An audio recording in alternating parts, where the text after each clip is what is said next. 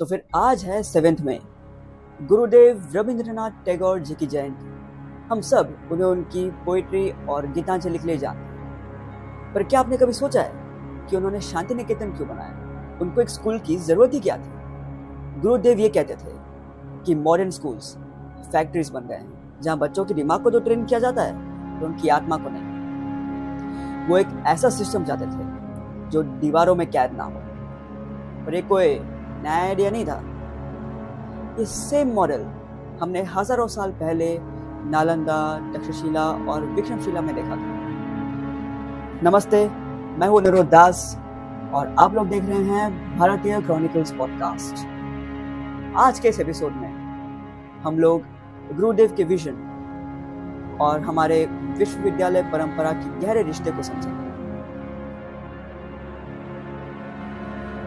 शांति निकेतन का मतलब है एबॉर्ड ऑफ पीस। गुरुदेव ने इसे ओपन ट्रीज के नीचे बनाया। क्यों? क्योंकि उन्हें लगता था कि नेचर ही सबसे बड़ा टीचर है। उनका यह मानना था कि एजुकेशन का मकसद सिर्फ इंफॉर्मेशन नहीं बल्कि लिबरेशन यानी मुक्ति होनी चाहिए। और ये फिलॉसफी सीधा हमारे एंशिएंट गुरुकुल सिस्टम से आती है। मेरी बुक विश्वविद्यालय में मैंने ये रिसर्च किया है कि हमारी प्राचीन यूनिवर्सिटीज सिर्फ बिल्डिंग्स नहीं बल्कि इकोसिस्टम्स थे। वहाँ टीचर्स और स्टूडेंट्स का रिश्ता ट्रांसलेशनल नहीं बल्कि स्पिरिचुअल था। गुरुदेव इसी पुरानी आग को हमारी मॉडर्न वर्ल्ड में फिर से जलाने की कोशिश की थी। जब भी हम नालंदा या तक्षशिला की बात करते हैं तो हम उनके जलने का दुख मनाते हैं, पर हम ये भूल जाते हैं कि वहाँ पे पढ़ाया क्या जाता है। वहाँ साइंस, मैथमेटिक्स और एस्ट्रोनॉमी के साथ साथ धर्मा और एथिक्स की भी पढ़ाई होती थी। गुरुदेव ने यह देखा कि ब्रिटिश एजुकेशन सिस्टम हमें क्लर्क बना रहा है। उन्होंने ये कहा कि हमें हमारी इंटेलेक्चुअल सॉवरेनिटी वापस लेनी है।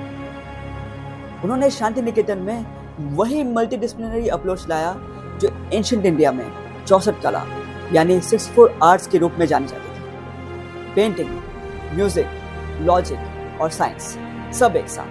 आज हम सब लिटरेट तो बन रहे हैं, पर क्या हम एजुकेटेड हैं? हम सब मार्क्स के लिए पढ़ते हैं, पर क्या हम सत्यम यानी ट्रुथ के लिए पढ़ते हैं? गुरुदेव रविंद्रनाथ टैगोर जी और हमारे प्राचीन ऋषि दोनों का मैसेज एक ही था, सा विद्या या विमुक्त। विद्या वही है जो हमें मुक्त करे। गुरुदेव ने एक बार लिखा था, भारत की असली शक्ति उसके विश्वविद्यालय थी जो कि पूरी दुनिया के लिए ज्ञान का केंद्र था। आज उनकी जयंती में हमें खुद से पूछना चाहिए, क्या हम सिर्फ मशीन्स बन रहे हैं या हम हमारे खोए हुए ज्ञान को लौटा सकते हैं? इतिहास सिर्फ गुजरा हुआ वक्त नहीं है, ये वो बुनियाद है जिस पर हम अपना कल बनाते हैं। अगर हम गुरुदेव के विजन को समझना चाहते हैं तो हमें हमारी ओन खोई हुई यूनिवर्सिटीज की गरिमा को समझना होगा। उम्मीद है कि आपको भारतीय क्रॉनिकल्स पॉडकास्ट का एपिसोड पसंद आया होगा। अगर आप लोग को हमारी एंशिएंट एजुकेशन सिस्टम के बारे में और गहराई से जानना है तो फिर मेरी बुक विश्वविद्यालय the lost knowledge of India को जरूर पढ़ें। मैं हूं निरोध दास, मिलते हैं अगले एपिसोड में। जय हिंद।